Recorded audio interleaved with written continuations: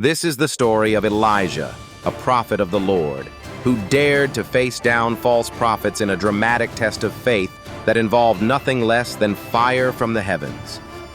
Set in ancient Israel during the reign of King Ahab and Queen Jezebel, this tale takes us deep into a crucial chapter of biblical history. Picture this. The land of Israel was in a spiritual crisis.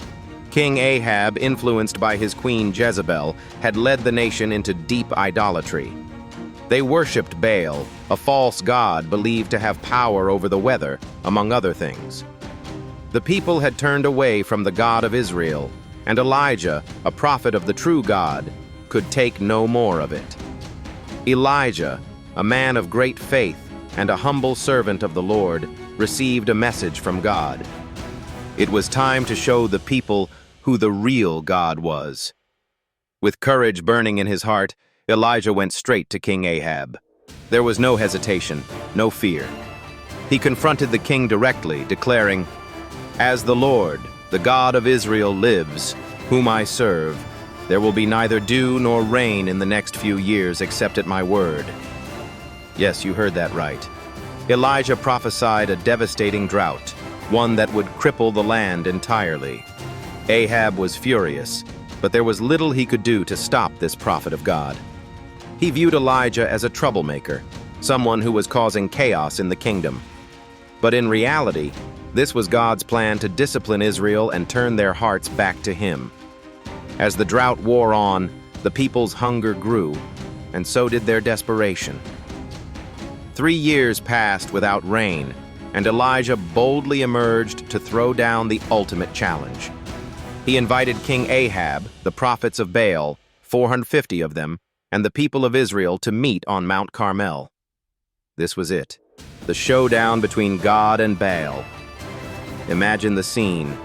Mount Carmel, a towering ridge, loomed with both foreboding and anticipation. The air was alive with tension as crowds gathered to witness this divine contest. Elijah stood alone on one side, the lone prophet of God, while the massive company of 450 prophets of Baal gathered on the other. The odds seemed incredibly stacked against Elijah. Elijah stepped forward and addressed the gathered crowd. "How long will you waver between two opinions? If the Lord is God, follow him. But if Baal is God, follow him." His words were sharp, yet full of truth. The people were silent. Their hearts were torn, but they couldn't deny the power in Elijah's voice. Then Elijah proposed the test. 2 altars would be built, one for Baal and one for God. The prophets of Baal were to call upon their God to send fire from heaven to consume their offering. Elijah would do the same for the true God. The deity who answered by fire would be recognized as the one true God. The people agreed and eagerly awaited. The prophets of Baal went first. They built their altar, sacrificed a bull upon it, and then began to call on Baal. Morning turned to midday, and midday stretched into the afternoon. With loud cries and frenzied dances, the prophets pleaded, "O Baal, answer us!" But there was no voice, no fire, nothing. As the hours dragged on, Elijah began to taunt them. "Shout louder! Surely he is a god. Perhaps he is deep in thought or busy or traveling. Maybe he is sleeping and must be awakened." His sarcasm only fueled their desperation. They shouted louder and even resorted to cutting themselves, spilling their own blood in a desperate attempt to stir Baal. It was all in vain. Then it was Elijah's turn. He repaired the altar of the Lord that had been neglected. Using 12 stones representing the 12 tribes of Israel, he built it with reverence. He arranged the wood, placed the sacrifice on top, and then, to heighten the impossibility of the task, he had water poured all over the altar. Not once, not twice, but 3 times. Water soaked the offering, the wood, and even filled a trench around the altar. There was no doubt, no human effort could light this fire. Standing before the drenched altar, Elijah prayed with humility and power. "O Lord, God of Abraham, Isaac, and Israel, Let it be known today that you are God in Israel, and that I am your servant, and have done all these things at your command. Answer me, O Lord, answer me, so these people will know that you, O Lord, are God, and that you are turning their hearts back again." In an instant, fire fell from heaven. It consumed not only the sacrifice, but also the wood, the stones, the soil, and even the water in the trench. The crowd gasped in astonishment. They fell to the ground, crying out, "The Lord, He is God! The Lord, He is God!" This was a moment of triumph, but Elijah knew it wasn't just about victory.